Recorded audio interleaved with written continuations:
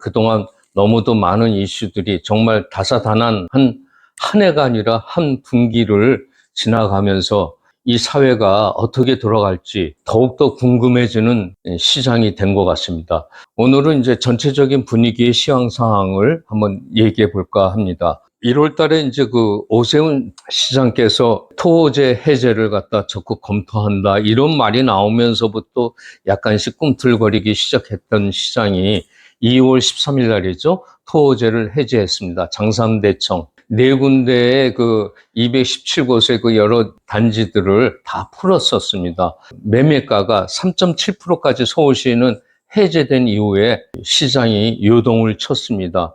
그래서 서울시에서 다시 35일 만에 2월 13일 날 해제했었던 걸 3월 19일 날 발표했죠. 3월 24일부터 9월 30일까지 약 6개월간 토호제를 다시 확대 지정했습니다. 강남 상구와 송파, 강남, 서초, 용산구까지 전 지역의 전 아파트를 대상으로 해서 확대 지정하면서 시장이 다시 그 19일 날 그 발표를 하면서 약 5일간도 굉장히 시장이 요동쳤죠. 잠실 같은 경우에는 문이 닫혀 있는 상태에서 하루에 몇 건씩 매매 계약이 이루어지고 낮춰서 이루어지고 이러한 시황이었습니다. 이렇게 시장이 돌아가면서 조금 이제 안정세를 찾지 않을까 그러한 생각에 24일 이후에는 정말 한 건도 없이 조용한 하루하루를 지냈습니다.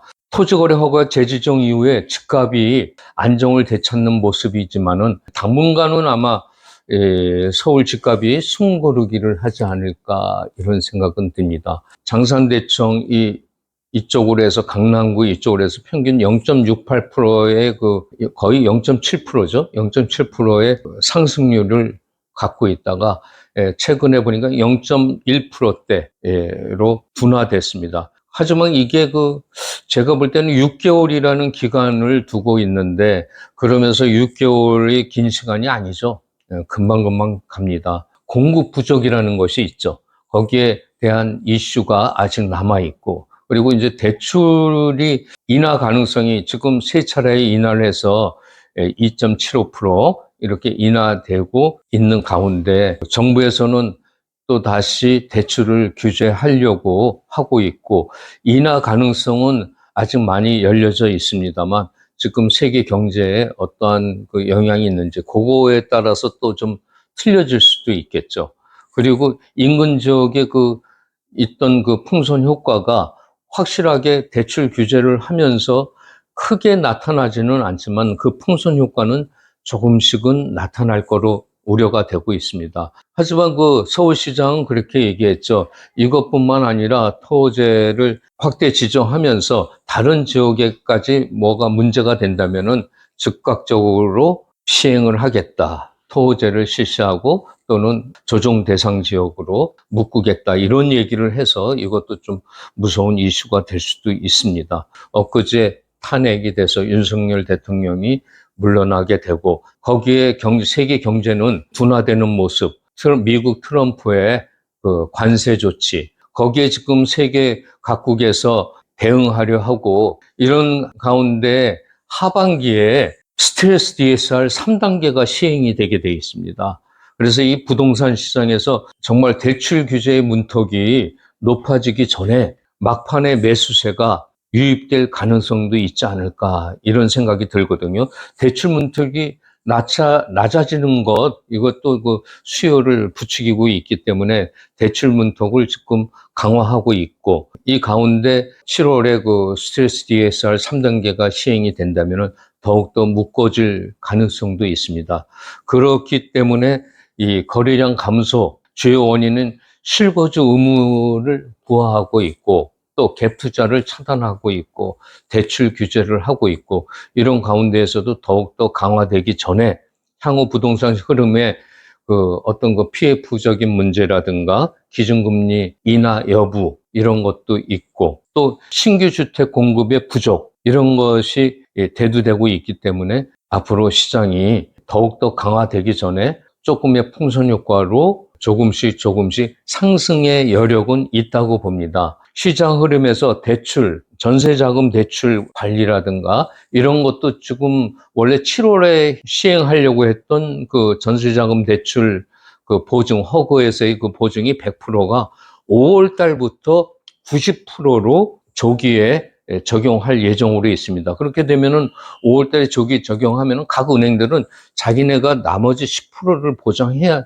에 대한 그 책임을 갖고 있기 때문에 좀 더 조심해서 아마 대출을 강화하지 않을까 이런 생각도 듭니다.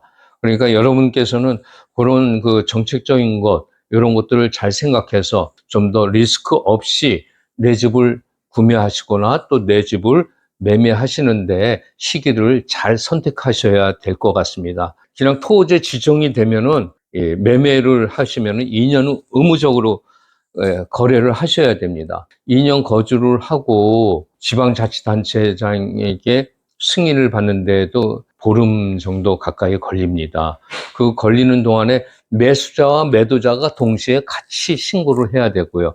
허가를 안 받고 이렇게 하게 되면 징역 2년에 공시시가의 그 30%의 그 벌금을 때려 맞게 되죠. 그리고 또 거래가 무효화되니까는요. 토지거래 허가 구역에서는 조심하시고 그런 일은 없도록 해야 되겠습니다. 그런데 허가를 받고 나서 본인이 들어오지 않고 임대를 놓으면은 거래 가격에 매매 가격의 7%죠. 그냥 자기가 거주하지 않으면은 7%의 그 위약금, 그 이행 강제금을 내시게 됩니다. 그 반면에 또 주택을 다른 용도로 이용하시잖아요. 그럴 경우에는 10%죠. 10%의 이행 강제금이 들어가고 그거는 다 취득가격입니다. 신고가 됐기 때문에 무단으로 이용 목적물을 주택으로 아파트를 구매한다든가 해서 거기에서 무단으로 이용 목적을 변경했을 때에도 5%의 취득가격에서 이행 강제금이 들어가니까는요. 이런 거 잘 알고 계셔야 될 것 같습니다. 매년 그 이제 다음인 이제 어버이날이 되죠. 5월부터 7월 사이에 정부에서 정기적으로 조사를 하고 있습니다. 그리고 매매에서 제일 중요한 거죠. 자금 조달 계획도 확실하게 해두지 않으면 안 됩니다. 자금 조달 계획 조사해서 문제가 있을 때에는 세무조사가 나오게 되니까요. 그런 거 해당되지 않도록 여러분들 잘 참고하시고요. 묶여놓은 그런 주변 지역에서 매수세가 몰릴 수가 있는데요.